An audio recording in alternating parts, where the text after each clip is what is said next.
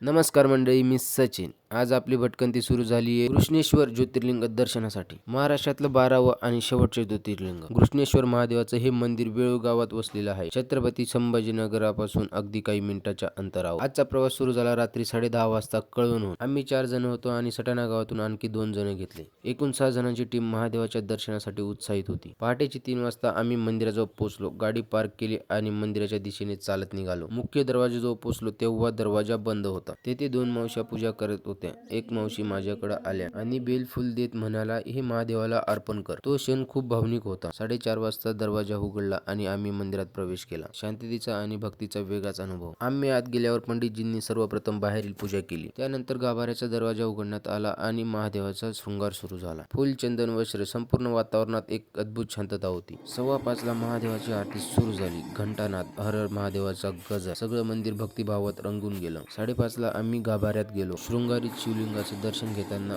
मन अगदी शांत झालं.